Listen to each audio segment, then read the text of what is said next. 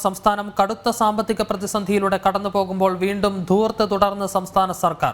മുഖ്യമന്ത്രി പിണറായി വിജയന് സഞ്ചരിക്കുന്ന ഓഫീസ് തയ്യാറാക്കാൻ കാരാവാൻ വാങ്ങാൻ നിർദ്ദേശം. ADGP MR അജിത് കുമാറിൻ്റെതാണ് നിർദ്ദേശം. ഓൺലൈൻ മാധ്യമത്തിന് നൽകിയ അഭിമുഖത്തിലാണ് വെളിപ്പെടുത്തൽ. ശാലിനി ചേരുന്നു വിശദാംശങ്ങളുമായി. ശാലിനി, ഗുരുതരമായ സാമ്പത്തിക പ്രതിസന്ധിയിലൂടെ സംസ്ഥാനം കടന്നുപോകുന്നു. ഓരോ തവണയും സർക്കാർ തന്നെ ചെലവ് വെട്ടിച്ചുരുക്കുന്നുവെന്ന് വ്യക്തമാക്കുന്നു. പെൻഷൻ അടക്കം തടഞ്ഞു വയ്ക്കുന്ന സാഹചര്യമുണ്ടാകുന്നു. അപ്പോഴും മുഖ്യമന്ത്രിക്കും പരിവാരങ്ങൾക്കും ധൂർത്ത് തുടരുകയാണ്. ഈ സഞ്ചരിക്കുന്ന ക്യാബിനറ്റിന് പുറമെയാണിപ്പോൾ മുഖ്യമന്ത്രിക്ക് മാത്രമായി പ്രത്യേകം കാരാവാൻ വാങ്ങാൻ തീരുമാനം കൈക്കൊണ്ടിരിക്കുന്നത്. വിഷ്ണു, അത് തന്നെയാണ് ഏറ്റവും പ്രധാനപ്പെട്ട കാര്യം. കാരണം സംസ്ഥാനം അതീവ ജാഗ്രതയിൽ, പ്രത്യേകിച്ച് ഈ സാമ്പത്തിക പ്രതിസന്ധി തുടരുന്ന ഒരു സാഹചര്യത്തിൽ അതീവ ജാഗ്രത പാലിക്കണമെന്ന സംസ്ഥാന സർക്കാരിന്റെ നിർദ്ദേശം ഒരു ഭാഗത്ത് നിൽക്കുന്നു. മറുഭാഗത്ത് ക്ഷേമ പെൻഷനുകൾ നൽകാൻ പണമില്ല. KSRTCയിൽ ഉൾപ്പെടെ കേരള പോലീസിൽ ഉൾപ്പെടെ പെൻഷൻ നൽകാൻ പണമില്ലാതെ ബുദ്ധിമുട്ടുന്ന ഒരു സാഹചര്യം. 5 മാസത്തോളം ഉള്ള പെൻഷൻ കുടിശ്ശിക, വിധവ പെൻഷൻ ഉൾപ്പെടെയുള്ള പെൻഷനുകൾ നൽകാൻ കഴിയാത്തൊരു സാഹചര്യം ഈ ഒരു പുതുവർഷ സമയത്തും നിലനിൽക്കുന്നുണ്ട്. ഈ സാഹചര്യത്തിലാണ് സംസ്ഥാനത്തെ മുഖ്യമന്ത്രിക്ക് സഞ്ചരിക്കാനായി ഒരു ആഡംബര കാരവൻ വാങ്ങണം, അല്ലെങ്കിൽ വാങ്ങാനുള്ള നിർദ്ദേശം ഇപ്പോൾ വന്നിട്ടുള്ളത്. ഇതിൽ ക്രമസമാധാന ചുമതലയുള്ള ADGP അജിത് കുമാറിൻ്റെതാണ് ഈ നിർദ്ദേശം എന്നുള്ളതാണ് ഏറ്റവും പ്രധാനപ്പെട്ട കാര്യം. അദ്ദേഹത്തിന്റെ കീഴിലാണ് മുഖ്യമന്ത്രിയുടെ സുരക്ഷ അടക്കമുള്ള കാര്യങ്ങൾ പോകുന്നത്. ഒരു ഓൺലൈൻ മാധ്യമത്തിന് നൽകിയ അഭിമുഖത്തിലാണ് ഇത്തരത്തിലൊരു നിർദ്ദേശം ഉണ്ട്, അത് പരിഗണനയിൽ ഇരിക്കുകയാണ് എന്നുള്ള ചില സൂചനകൾ അദ്ദേഹത്തിന്റെ ഭാഗത്ത് നിന്ന് വരുന്നത്. അതിൽ പറയുന്നത് ഔദ്യോഗിക തീരുമാനമായിട്ടില്ല, പക്ഷേ അതൊരു പരിഗണനയിൽ മാത്രമാണ്. അത്ര അധികം സുരക്ഷ, ഒപ്പം തന്നെ ഈ ഓൺലൈൻ മീറ്റിംഗുകൾ അടക്കം നടക്കാനുള്ള സൗകര്യമുള്ള ഒരു കാരവൻ വാങ്ങണം, അല്ലെങ്കിൽ വാങ്ങാം എന്നുള്ളൊരു നിർദ്ദേശമാണ് ഇപ്പോൾ മുൻപോട്ട് വെച്ചിട്ടുള്ളത്. മുഖ്യമന്ത്രിക്ക് കനത്ത സുരക്ഷയാണ് പോലീസ് നൽകാൻ പോകുന്നത്. ഭാവിയിലും അത്തരത്തിലൊരു സുരക്ഷ ഉറപ്പുവരുത്തുന്നതിന്റെ ഭാഗമായിട്ട് കൂടിയാണ് ഈ കാരവൻ എന്നുള്ളതാണ് നമുക്ക് ലഭ്യമാകുന്ന വിവരം. അത് മാത്രമല്ല, മുഖ്യമന്ത്രിയുടെ ഓഫീസിന്റെ പ്രാധാന്യം കണക്കിലെടുത്തുകൊണ്ടാണ് ഈ സഞ്ചരിക്കുന്ന കാരവൻ ഉൾപ്പെടെ സജ്ജീകരിക്കാനുള്ളൊരു ശ്രമം പോലീസിന്റെ ഭാഗത്ത് നിന്നും സർക്കാർ തലത്തിൽ നിന്നും നടക്കുന്നതിൽ പ്രധാനമായും ചൂണ്ടിക്കാട്ടുന്നത് 2-3 സ്റ്റാഫിനൊപ്പം സഞ്ചരിക്കാവുന്ന വീഡിയോ കോൺഫറൻസിംഗ് സൗകര്യമുള്ള ഒരു കാരവൻ വേണം എന്നുള്ളതാണ്. പ്രത്യേകിച്ച് നമുക്കറിയാം, നവകേരള സദസ് സംസ്ഥാന വ്യാപകമായി നടന്ന സമയത്ത് കാസർഗോഡ് നിന്നും തിരുവനന്തപുരത്ത് ആരംഭിച്ച നവകേരള സദസ്സിൽ ഏകദേശം 4ഓളം ക്യാബിനറ്റ് മീറ്റിംഗുകൾ ഇതിനുള്ളിൽ നടന്നിരുന്നു. ഈ ക്യാബിനറ്റുകളൊക്കെ തന്നെ നടന്നത് ഈ ആഡംബര നവകേരള ബസ് എന്നറിയപ്പെടുന്ന ആഡംബര വാഹനത്തിലാണ്. 1 കോടിയിലധികം രൂപ മുതൽ മുടക്കിൽ സംസ്ഥാന സർക്കാർ വാങ്ങിയ വാഹനത്തിലാണ്.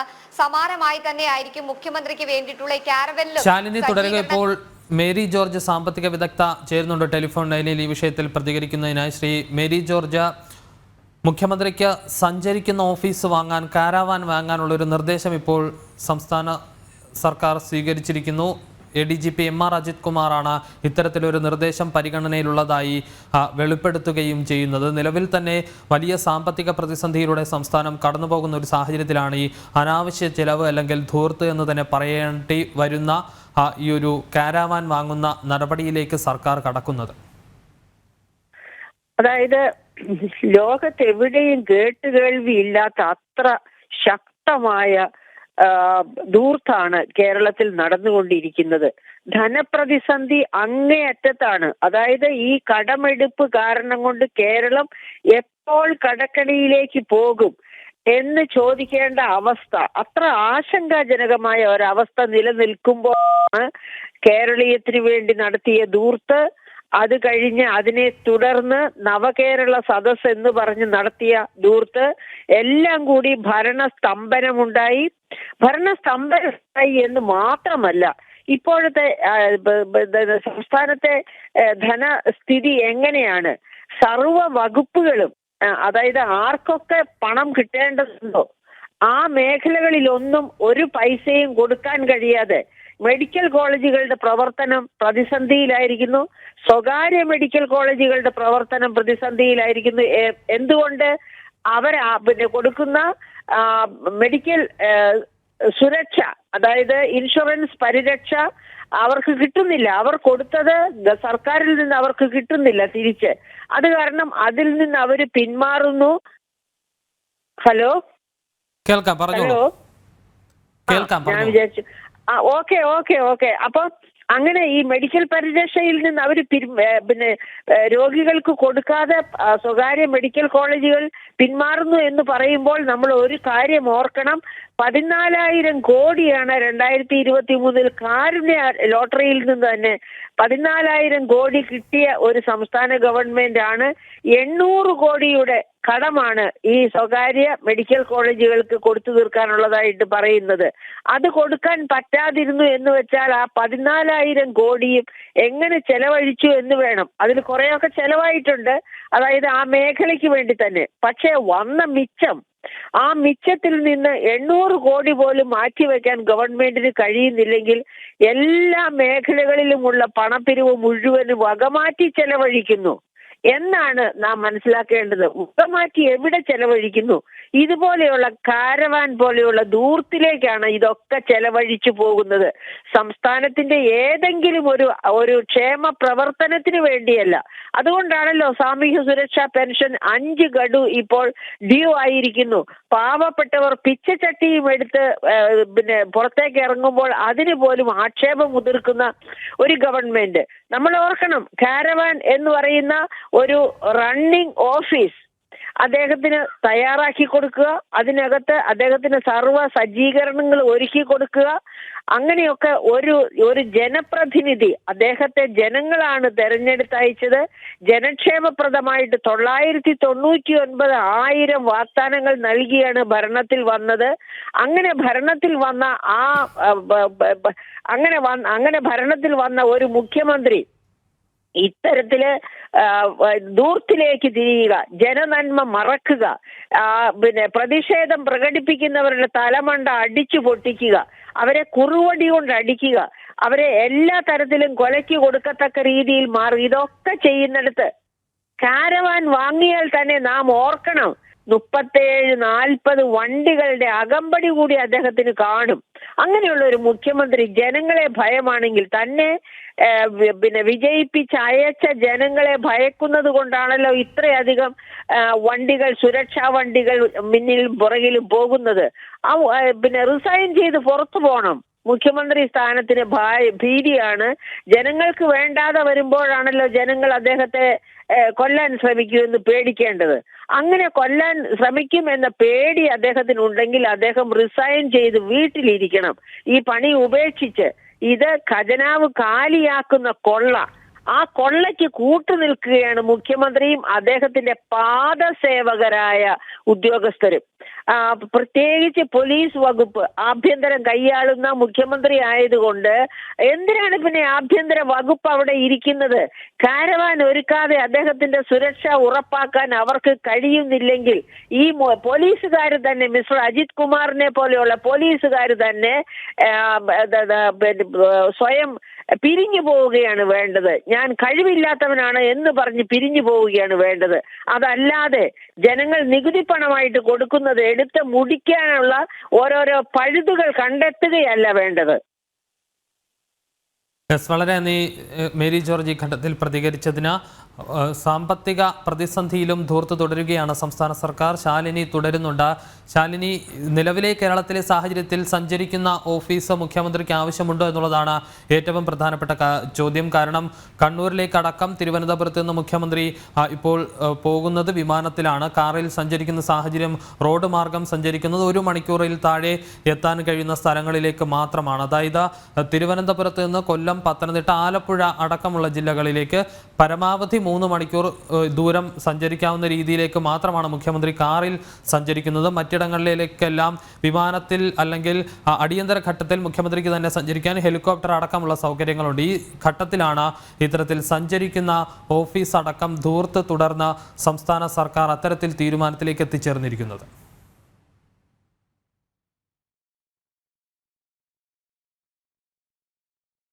അവിടെയാണ് തന്നെയാണ് ഏറ്റവും പ്രധാനപ്പെട്ട കാര്യം. കാരണം 80 ലക്ഷത്തിലധികം രൂപ വാടക നൽകിക്കൊണ്ട് ഒരു ഹെലികോപ്റ്റർ ഒരു ഭാഗത്ത് വിശ്രമിക്കുന്നു. മറ്റൊരു ഭാഗത്താണ് കഴിഞ്ഞ ദിവസങ്ങളടക്കം വിവാദമായ നവകേരള ബസ്. 1 കോടിയിലധികം രൂപ ചെലവാക്കി വാങ്ങിയ നവകേരള ബസ് അതിപ്പോൾ KSRTCക്ക് വിട്ടു നൽകിക്കൊണ്ട് വാടകയ്ക്ക് നൽകാം എന്നുള്ളൊരു തീരുമാനത്തിലേക്കൊക്കെ തന്നെ വരുന്നു. ഔദ്യോഗിക തീരുമാനം പുതിയ ഗതാഗത മന്ത്രി എടുക്കുമെന്നുള്ളതാണ് സർക്കാർ വ്യക്തമാക്കുന്നത്. സമാനമായി തന്നെയാണ് വിഷ്ണു സൂചിപ്പിച്ചതുപോലെ തന്നെ ഈ ഒരു വാഹനം വരുമ്പോൾ, ഒരു കാരവാൻ വരുമ്പോൾ, ആ കാരവാൻ മാത്രമല്ല മുഖ്യമന്ത്രി പങ്കെടുക്കുന്ന പരിപാടികളിലേക്കും ആ വേദികളിലേക്കും എത്തുക എന്നുള്ളതാണ് ഏറ്റവും പ്രധാനപ്പെട്ട കാര്യം. അദ്ദേഹത്തിന്റെ വാഹനം ഒരുക്കുന്ന അല്ലെങ്കിൽ വാഹനത്തിന് സുരക്ഷ ഒരുക്കാൻ വേണ്ടി VIP സെക്യൂരിറ്റി വണ്ടികൾ ഫ്രണ്ടിൽ ഉണ്ടാകും, പൈലറ്റ് വാഹനങ്ങൾ ഉണ്ടാവും. അങ്ങനെയെങ്കിൽ ആംബുലൻസ് ഉൾപ്പെടെയുള്ള മറ്റ് വാഹന വ്യൂഹവും ഈ വാഹനത്തിനൊപ്പം ഉണ്ടാകും എന്നുള്ളതാണ് ഏറ്റവും പ്രധാനപ്പെട്ട കാര്യം. നവകേരള സദസ്സ് പരിപാടി സംസ്ഥാന വ്യാപകമായി നടന്നപ്പോൾ ആദ്യഘട്ടത്തിൽ മന്ത്രിസഭയും മന്ത്രിമാരും ഒക്കെ ആവർത്തിച്ചൊരു കാര്യമുണ്ട്. ആ നവകേരള ബസ്സിൽ മാത്രമായിരിക്കും മന്ത്രിമാർ സഞ്ചരിക്കുക, മറ്റു വാഹനങ്ങളൊന്നുമില്ല.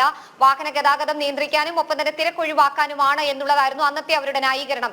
പക്ഷേ നമ്മൾ കണ്ടതാണ് ഈ 1 കോടി രൂപ ബസിന്റെ പിന്നാലെ എല്ലാ മന്ത്രിമാരുടെയും വാഹനങ്ങളുണ്ട്, മുഖ്യമന്ത്രിയുടെ അക്കമ്പടി വാഹനമുണ്ട്, മുഖ്യമന്ത്രിക്ക് സഞ്ചരിക്കാനുള്ള മുഖ്യമന്ത്രിയുടെ ഇന്നോവ വാഹനം ആ ബസ്സിനൊപ്പം ഉണ്ടായിരുന്നു എന്നുള്ളത് ദൃശ്യങ്ങളടക്കം പുറത്തു വന്നതാണ്.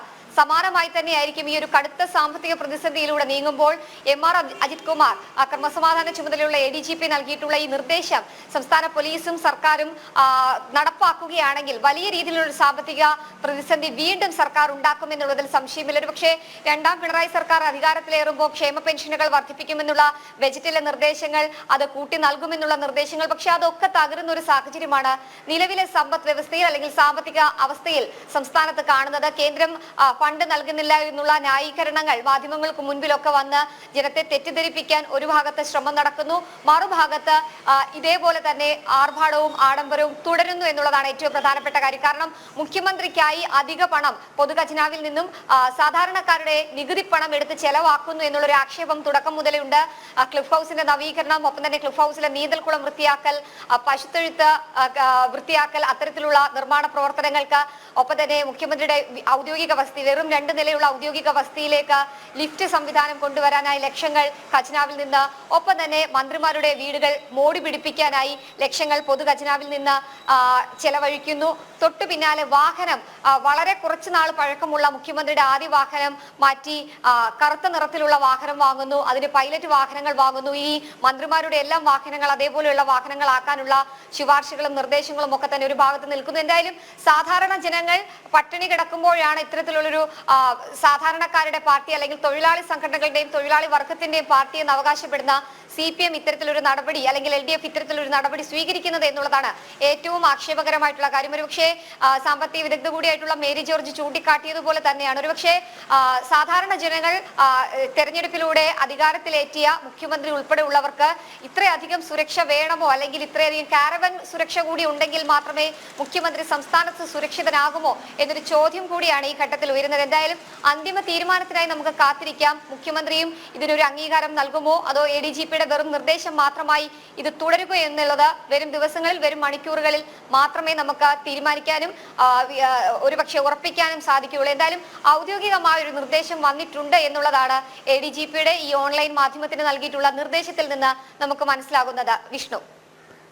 ശാലിനി, അതോടൊപ്പം തന്നെ ഈ വിഷയത്തിൽ വലിയ പ്രതിഷേധങ്ങൾ നേരത്തെ ഈ സാമ്പത്തിക വിദഗ്ധ മേരി ജോർജ് അടക്കം സൂചിപ്പിച്ചതുപോലെ തന്നെ എന്ത് സാഹചര്യമാണ് ഇപ്പോൾ സംസ്ഥാനത്തുള്ളത് എന്നുള്ളതാണ് എല്ലാവരും ചോദിക്കുന്ന ഒരു അവസ്ഥ ഉണ്ടാകുന്നത്. കാരണം ഈ കാരവാൻ വാങ്ങേണ്ട ഒരു സാഹചര്യം ഇപ്പോൾ കേരളത്തിലെ സ്ഥിതിഗതികൾക്കുണ്ടോ എന്നുള്ളതാണ് ഏറ്റവും പ്രധാനപ്പെട്ട ചോദ്യം.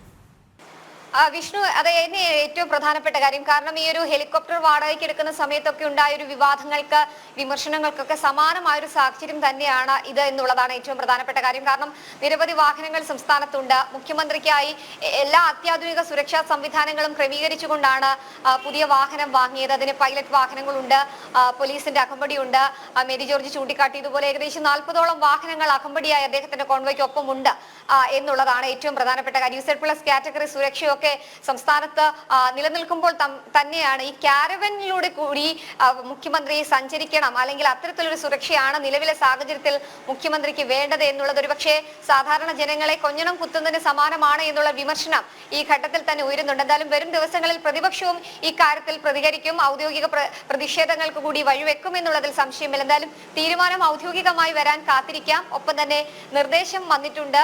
സമാനമായി തന്നെ മുൻപും ഇത്തരത്തിൽ മുഖ്യമന്ത്രിക്ക് കാരവൻ വാങ്ങണം, അല്ലെങ്കിൽ മുഖ്യമന്ത്രിയുടെ യാത്ര കാരവനിലാക്കണം എന്നുള്ള നിർദ്ദേശങ്ങളൊക്കെ തന്നെ വന്നതുമാണ്. എന്തായാലും അതിൽ ഔദ്യോഗിക തീരുമാനം ഇനി എന്ത് സർക്കാർ തീരുമാനിക്കും എന്നുള്ളത് കണ്ടറിയേണ്ടിയിരിക്കുന്നു. അതേസമയം തന്നെയാണ് ഒരു ഭാഗത്ത് ഈ പെൻഷൻ ഉൾപ്പെടെയുള്ളവർ മുടങ്ങി സാധാരണക്കാരുടെ ജീവിതം വഴിമുട്ടി നിൽക്കുന്നത്. ഉച്ചഭക്ഷണത്തിന് സ്കൂൾ കുട്ടികൾക്ക് നൽകാൻ പണമില്ല, മറുഭാഗത്ത് ലൈഫ് ഉൾപ്പെടെയുള്ള ഭവന പദ്ധതികൾക്ക് നൽകാനുള്ള ഗഡുക്കളായി നൽകേണ്ട പണം, അതിന് പണമില്ല. അക്കാര്യത്തിൽ വിവിധ പദ്ധതികൾ പാതി വഴിയിൽ മുട്ടുമ്പോഴാണ് സംസ്ഥാനത്തെ മുഖ്യമന്ത്രിക്ക് സഞ്ചരിക്കാൻ കാരവൻ, അത്യാധുനിക സംവിധാനങ്ങളോടുകൂടിയുള്ള കാരവൻ വാങ്ങാനുള്ള ക്രമസമാധാന ചുമതലയുള്ള ADGPയുടെ നിർദ്ദേശം എന്നുള്ളതാണ് ഏറ്റവും ശ്രദ്ധേയമായ കാര്യം. വിഷ്ണു.